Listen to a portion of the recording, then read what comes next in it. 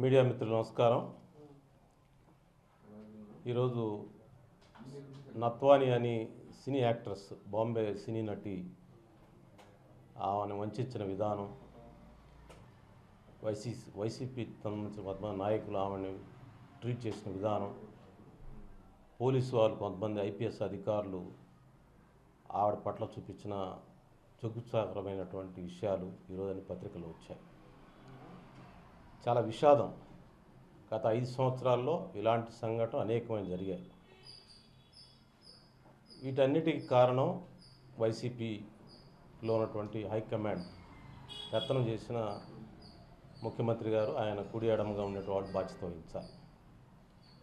డైరెక్ట్గా ఆ నత్వాని అనే ఆ యాక్టర్ని బాంబే నుంచి వాళ్ళ తల్లిదండ్రుల సభ కిడ్నాప్ చేసుకొని విజయవాడ తీసుకొచ్చి టార్చర్ చేసి హింసించి, మరి ఆ అమ్మాయి దగ్గర ఆస్తులు రాయించుకొని దొంగ సంతకాలు పెట్టించుకొని, మరి సజ్జల గారి మాట మీద ఇంత దుర్మార్గం చేశారంటే వాళ్ళు ఇంక ఎన్ని ఘోరాలు చేసి ఉంటారో ఒకసారి ఊహించండి.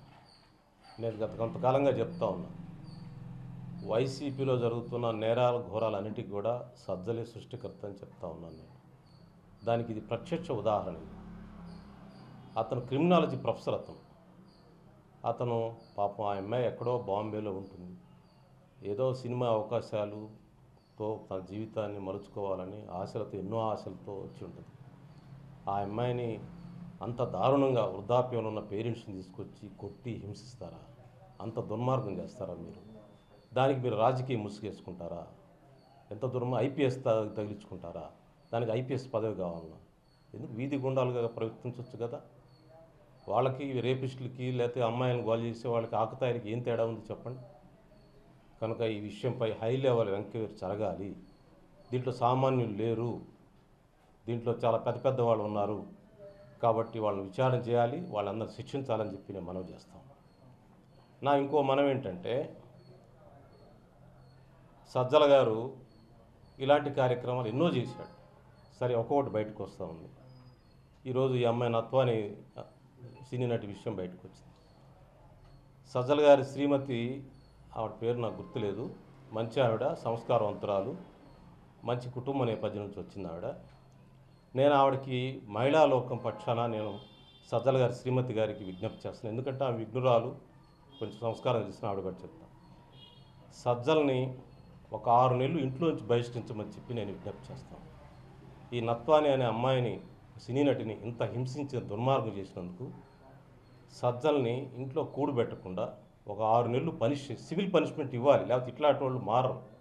కేవలం చట్ట ప్రకారం శిక్షించాలి, చట్ట ప్రకారంగా ఎవిడెన్స్ కావాలి అనేసరికి చాలా టైం పడుతుంది. దానికి చాలా విషయాలు కావాలి.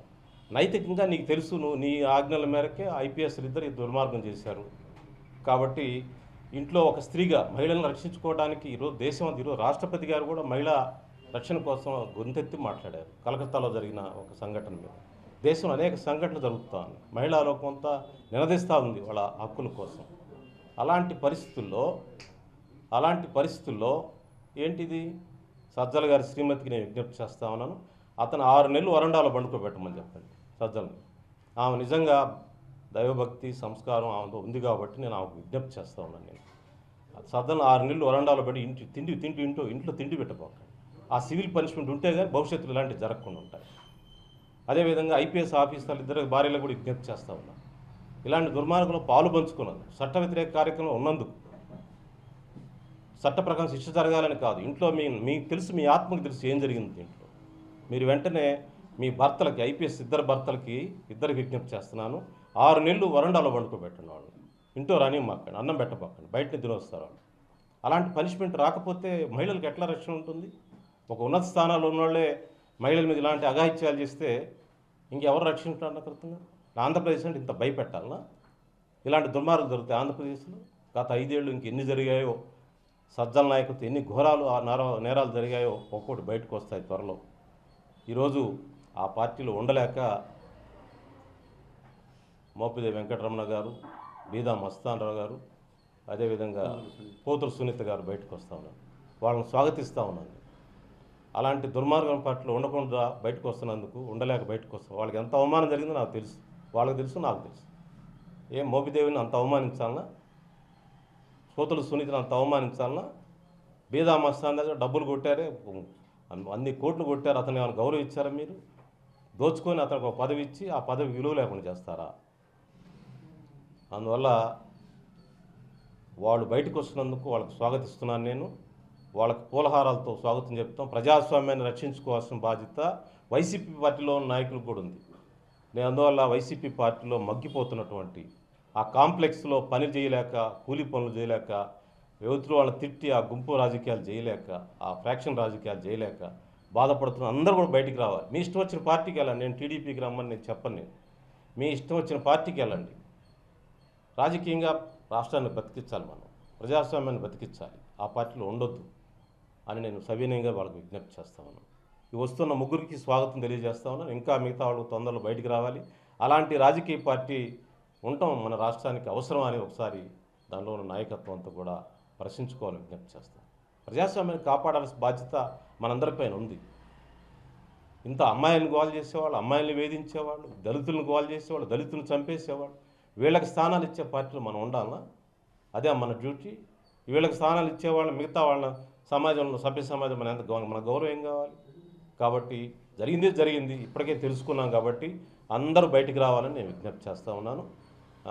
అదేవిధంగా సజ్జల శ్రీమతి గారు, ఆమె చాలా మంచిది. ఆమె 6 నెలలు అతను అన్నం పెట్టకుండా ఇంట్లో వచ్చి వరండాలో పండుకోబెట్టాలి. అదేవిధంగా ఇద్దరు ఐపీఎస్లు కూడా వాళ్ళ భార్యలు 6 నెలలు ఇంట్లో వరండాలో పండుకోబెట్టి అన్నం పెట్టొద్దు. వాళ్ళకి సివిల్ పనిష్మెంట్ జరగాలి. భవిష్యత్తులో ఇలాంటి దుర్మార్గాలు ఆడవాళ్ళని వేధించే విధంగా ఉండవు. ఏం వేరే సామాన్య మానవులు చేసి శిక్షించడం లేదా? మరి మనం వైట్ కలర్స్ వేసుకొని బ్లూ కలర్స్ వేసుకుని ఉండే మన హై ఫైవ్లో ఉండే వాళ్ళకి చేయరా? పనిష్మెంట్స్ ఉండవా? చట్ట ప్రకారం పోయిన దాకా నీ కాన్షియస్ తెలియదా నువ్వు ఏ దుర్మార్గం చేసావో? నీ ఆత్మ పరిశీలన చేసుకో సజ్జల. ఈ ఐపీఎస్లో కూడా ఆత్మ పరిశీలన చేసుకోండి. మీరు సెల్ఫ్ ఎక్సైల్, మీ నిబంధన పెట్టుకొని బయట పండుకోండి. మీరు ఇంట్లో బావాకండి, స్త్రీలను గౌరవించండి అని చెప్పి నేను విజ్ఞప్తి చేస్తాను. వాళ్ళు ఐపీఎస్లు మంచి పేరు గాంచిన వాళ్ళే ఉండటం ఎట్లా చూడచ్చు? అంటే పేరంటే ఏంటి? సోషల్ మీడియాలో కానీ ఒక రకంగా ఒక హైప్ క్రియేట్ ఇవన్నీ బోగస్ అన్న. డబ్బులు దోచుకోవటం, అధికారం ఉండాలా, పోస్టులు ఉండాలా. అందుకని నేను ఐపీఎస్ చాలామంది ఈరోజు పత్రికల్లో వస్తూ ఉన్నాయి. ఇంకా 1-2 ఏళ్ళు సర్వీసులు ఉన్నారు వాళ్ళు. వైసీపీ 5 ఏళ్ళు వాళ్ళు దుర్మార్గాలు చేశారు, దోపిడీలు చేసుకున్నారు. రాజీనామాలు చేసి వైసీపీలో చేరమనండి వాళ్ళని. ఎందుకు మా పోస్టింగ్ రాలేదని అంటాం? అధికారం ఉన్నప్పుడే దోచుకున్నారు. చేశారు కదా, చేస్తే తప్పు కదా. మరి ఇప్పుడు అధికారంలో చేరండి, ఆ పార్టీలో చేరండి. మరి అధికార ఒత్తిడితో చేశారు కాబట్టి ఇప్పుడు మీరు అనుభవించండి. మీరు రాజీనామాలు చేసి ఆ పార్టీలో చేరి ఎమ్మెల్యేలకు పోటీ చేయండి, ఇన్ఛార్జీలు తీసుకోండి, నియోజకవర్గాలు ఇన్ఛార్జ్ తీసుకోండి. 100 కోట్లు దొబ్బారు కదా, దోచుకున్నారు కదా ప్రజాస్వామ్యం. ఇంకా సర్వీస్ ఎంత? 1-2 ఏళ్ళు ఉంటుంది మీకు. రాజీనామాలు చేసి రాంటి రాజకీయాల్లోకి పోటీ చేయండి మీరు వైసీపీ తరఫున.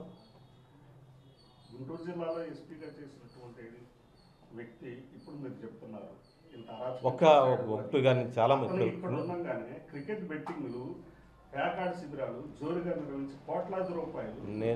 నేను ఒక్క వ్యక్తి గురించి మాట్లాడట్లేదు. చాలామంది ఐపీఎస్ పేర్లు వచ్చాయి. ఇంకా 1-2 సర్వీస్ ఉన్నోళ్ళు కూడా వచ్చారు. వాళ్ళు ఎందుకు సర్వీస్ రాజీనామా చేసి రాజకీయాల్లో వైసీపీ పార్టీలో చేరమనండి, చేరి ఎన్నికల్లో పోటీ చేయమనండి. డబ్బులు దోచుకున్న డబ్బులు ఖర్చు పెట్టమనండి, చూద్దాం. మళ్ళీ పోస్టింగ్స్ కావాలని ఎందుకు తిరగటం? ఐపీఎస్కి విలువ లేకుండా ఎంత అగౌరవం ఐపీఎస్కి మీలాంటి వాళ్ళు ఉంటాం. ఒకసారి ఆలోచించండి, మీరు కళ్ళు మూసుకొని ఆలోచించండి, భగవంతుడి సాక్షిగా ఆలోచించండి, మీ కుటుంబాల దగ్గర పెట్టుకుని ఆలోచించండి. మీ వల్ల ఎంత అప్రతిష్ట వచ్చింది ఐపీఎస్లకి.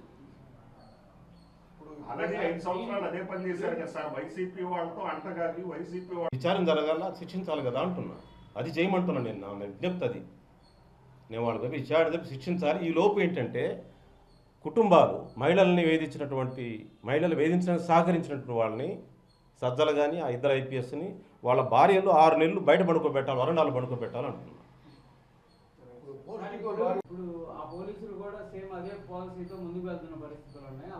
నేను పత్రికలో చూసింది అంటే దాని మీద పోలీసులకి తాకీదులు ఇచ్చారని చూశాను. కనీసం అదేనా జరిగింది కదా.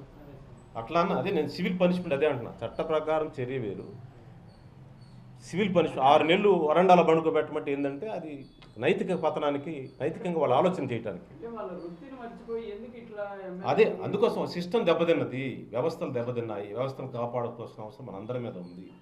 మహిళా లోకం అంటే మహిళల మీద అత్యాచారాలు జరిగితే ఎవరో ఒకళ్ళు మాట్లాడటం కాదు, వాళ్ళ భార్యలు కూడా మాట్లాడాలి. సజ్జల గారు, శ్రీమతి గారు మాట్లాడాలి, ఐపీఎస్ భార్యలు ఇద్దరు కూడా మాట్లాడాలి. మాట్లాడి వాళ్ళిద్దరిని, వాళ్ళ ముగ్గురిని వరండాలో పడుకోబెట్టాలి ఒక 6 నెలలు.